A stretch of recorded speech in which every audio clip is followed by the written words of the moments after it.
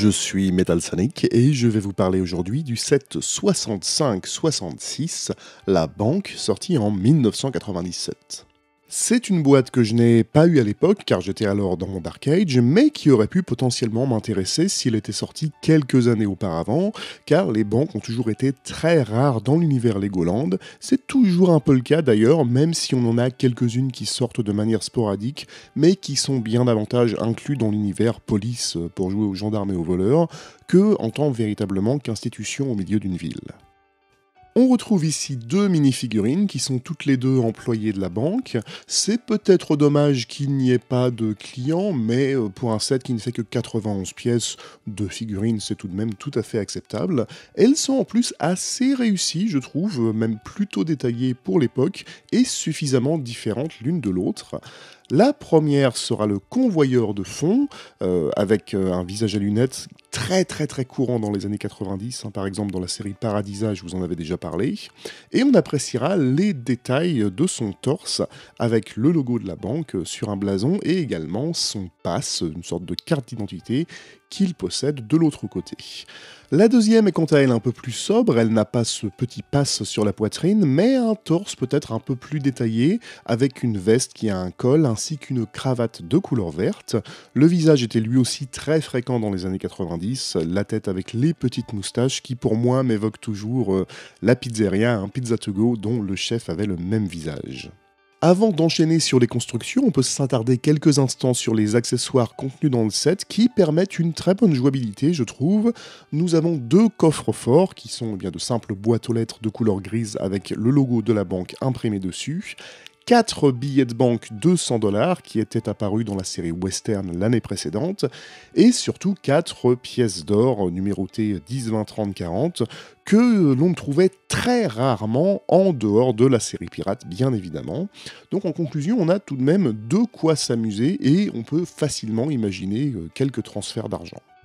Concernant le bâtiment en lui-même, je suis personnellement assez frustré, c'est difficile pour moi d'avoir un avis vraiment tranché. D'un côté, on a un bâtiment qui est extrêmement simple dans sa construction et, il faut l'admettre, pas très joli.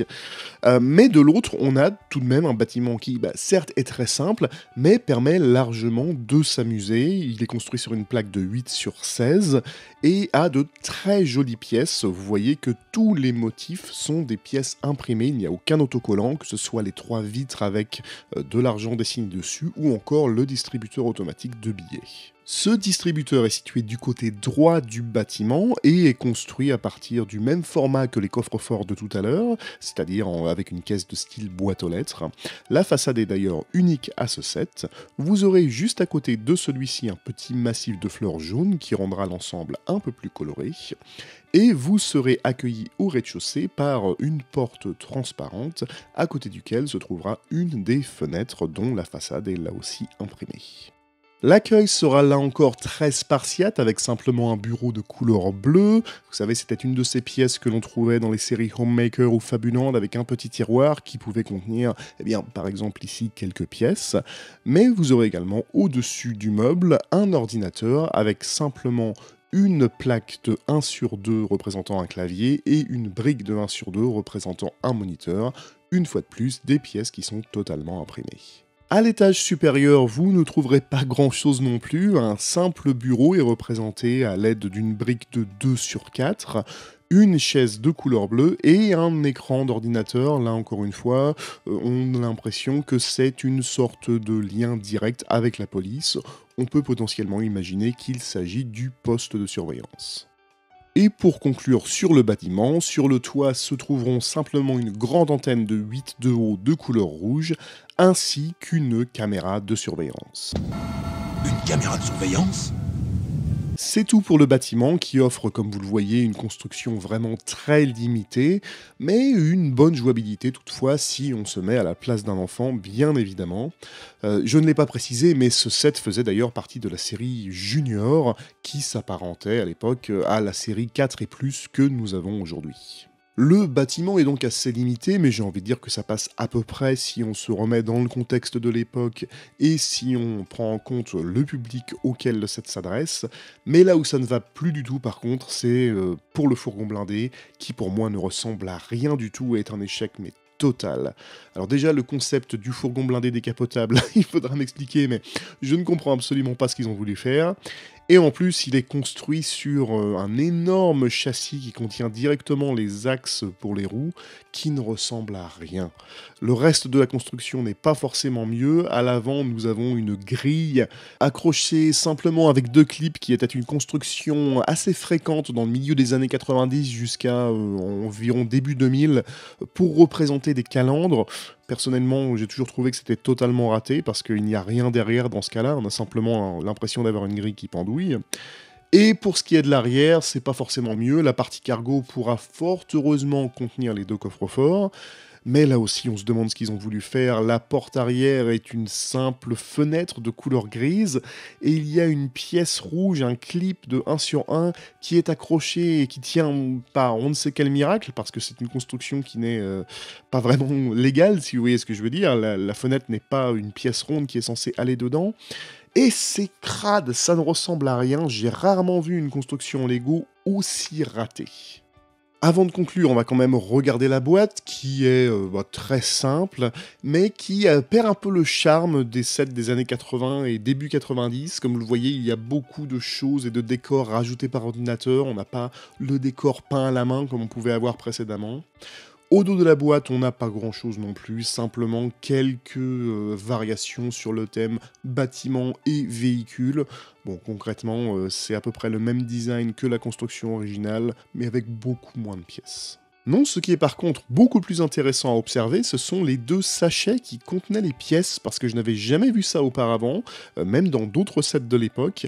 Les 2 sachets avaient une illustration qui représentait la construction qui était réalisée à partir des pièces contenues dans ceux-ci. Je n'avais vraiment jamais vu ça auparavant. Dites-moi si vous avez connu d'autres sets qui avaient ce système, et pas simplement un système de sachets avec des petits trous comme on avait dans les années 80, ou de sachets numérotés comme on a maintenant. En conclusion, que dire sur ce set? Eh bien, comme je vous le disais précédemment, je suis vraiment partagé. D'un côté, je suis ravi d'avoir enfin une banque, parce que ce sont des bâtiments qui sont généralement assez rares dans l'univers Lego. Les figurines sont plutôt réussies, et j'ai envie de dire suffisamment différentes l'une de l'autre pour imaginer plusieurs personnages, donc là c'est un bon point également. La jouabilité est tout de même excellente, si on se met à la place d'un enfant. Il y a une camionnette, il y a un bâtiment, on peut imaginer que les personnages transfèrent de l'argent. De l'argent, on a vraiment des accessoires aussi, avec les 2 coffres, les 4 billets et les 4 pièces. On a de quoi faire. Le bâtiment lui-même, il n'est pas très beau, comme je le disais, mais finalement, c'était un peu la norme. Début 90, même fin des années 80, si vous regardez certains autres sets que j'ai pu vous faire de ces années-là, on avait quand même généralement des bâtiments qui étaient assez génériques et géométriques, de forme cubique. Mais là, c'est vrai qu'en plus, avec la couleur grise qui domine, c'est tout de même pas très joli. Et tout de même un peu trop simple, parce que ce qui était acceptable au début des années 80 l'était tout de même beaucoup moins à la fin des années 90. Le gros point noir pour moi, c'est le fourgon blindé qui est dégueulasse, excusez-moi mon gage, mais pour moi c'est ignoble, c'est pas beau du tout. Et en fait, j'ai envie de dire que globalement, le set est assez décevant dans l'état dans lequel il est. Il se trouve que si j'avais été enfant à l'époque, il m'aurait sans doute intéressé, mais pour les pièces. Parce que, voilà, on a tout de même des pièces qui étaient imprimées, il n'y a aucun autocollant, comme je l'ai dit. Mais j'aurais utilisé ce set pour faire ma propre banque, pour faire mon propre fourgon blindé. Je pense qu'en fait, ça aurait été une bonne base. Mais en l'état, je ne pense pas que c'est un set que je peux vous conseiller. Je vous remercie en tout cas de m'avoir suivi, n'hésitez pas à donner votre avis sur ce set en commentaire, et n'hésitez pas non plus à vous abonner, vous êtes bientôt rendu à 500 abonnés, je n'en reviens toujours pas. D'ici à la prochaine fois, prenez soin de vous, je vous souhaite une excellente fin d'année 2022, et vous retrouve début 2023 avec plusieurs surprises. À très bientôt.